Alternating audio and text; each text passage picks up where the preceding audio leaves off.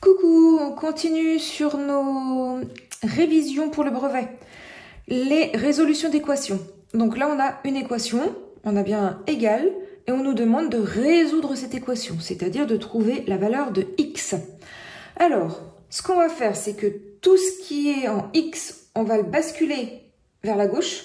Tous les numéros, on va le basculer vers la droite pour qu'à la finale, on se retrouve avec x égale combien?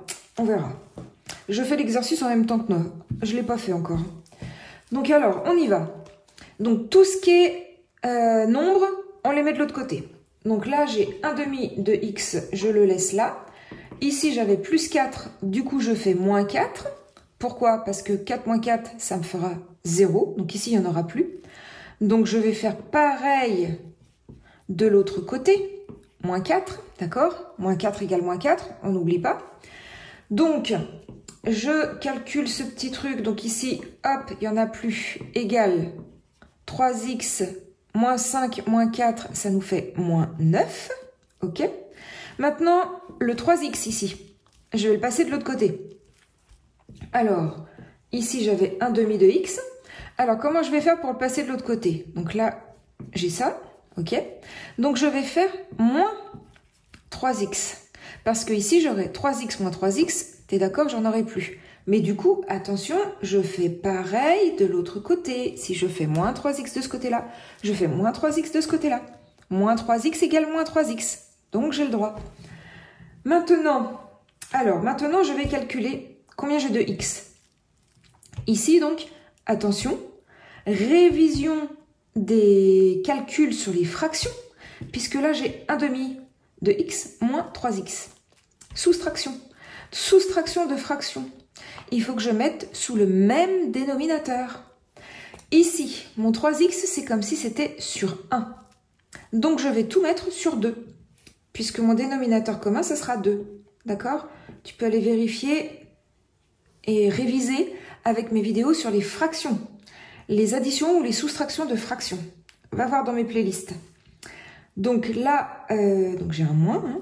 Et donc, ici, pour avoir le 2, je vais avoir multiplié par 2. Tu es d'accord? Là, j'avais 1, donc je vais multiplier par 2 pour avoir le même dénominateur. Donc, en haut, j'oublie pas de multiplier aussi par 2. Voilà.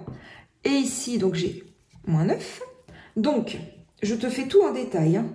Il y en a qui vont peut-être un peu plus vite, mais voilà, il y en a qui ont besoin du détail. 3 fois 2, ça nous fait 6. Donc là, j'ai 6x sur 2 égale moins 9. OK, on continue. Alors maintenant, j'ai 1 demi de x moins 6 demi de x. Donc, combien ça va me faire de demi de x? C'est ça le truc. Donc là, j'ai 1 moins 6. 1 moins 6, ça me fera moins 5. Égale moins 9. OK. Donc là, je ne vais pas avoir de place en dessous, donc je vais continuer ici. Hein. Toi, tu continues bien sûr à la suite sur ta feuille. Donc, comment je fais maintenant? Alors, comment je vais t'expliquer? Alors, pour t'expliquer, là, ici, tu vois, je voudrais avoir juste x tout seul. Je voudrais isoler mon x. Ça, je ne le veux plus. Moins 5 demi, je n'en veux plus. Je veux qu'il soit de l'autre côté. Donc, ce que je vais faire... Alors, attends, je te le réécris ici. Pour que tu comprennes bien. Ce que je vais faire, c'est que je vais diviser par moins 5 demi. Alors, le moins, hop, je l'ai mis là, ouais, on peut le mettre où on veut. Je vais diviser par moins 5 demi. Là, moins égal, je vais le mettre là. Du coup, de l'autre côté, je divise aussi par moins 5 demi. Alors, pourquoi? Parce que moins 5 demi divisé par moins 5 demi, ça me fera 1. Regarde mes vidéos qui expliquent ça. Je l'explique très souvent. Il faudrait que je vais faire une petite vidéo spécifique là-dessus. Je ne sais plus si je l'ai fait. Enfin, tu peux aller fouiller dans mes playlists. Donc, n'importe quel nombre divisé par lui-même, ça fait 1. 3 divisé par 3, ça fait 1. 100 divisé par 100, ça fait 1. Moins 1000 divisé par moins 1000, ça fait 1. Moins 5 demi divisé par moins 5 demi, ça fait 1. Donc là, j'aurai 1x. Donc là, je suis super contente parce que du coup, j'aurai x égale. Alors maintenant, il ne me reste plus que ce truc à calculer. Alors là, c'est sur les divisions de fractions. Donc pareil, tu peux aller voir mes vidéos sur les divisions de fractions. Ça, j'en ai fait plusieurs. Donc division de fractions. Là, le moins 9, alors tous les numéros dans les chapitres des fractions, par exemple, tu peux les voir sur 1. Donc ici, j'ai moins 9, bon, sur 1. C'est inutile le sur 1, mais c'est juste pour t'expliquer. Là, j'ai une fraction divisée par une fraction. Donc ça me fait la première fraction, la fraction du numérateur, multipliée par l'inverse de celle du dénominateur, multipliée par 2 sur moins 5. Tu vois, une fraction divisée par une fraction, ça nous fait la fraction du haut multipliée, là j'avais divisé, et ben je vais la multiplier en fait par l'inverse. Donc je retourne celle qui était au dénominateur.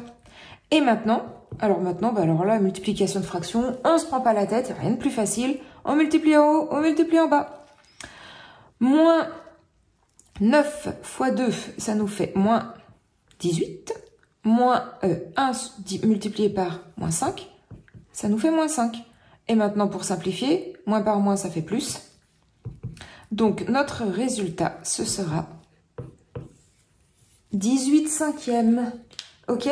Donc, si je ne me suis pas trompée dans tous mes calculs, ce qui arrive des fois de mettre un plus au lieu d'un moins, donc on va vérifier.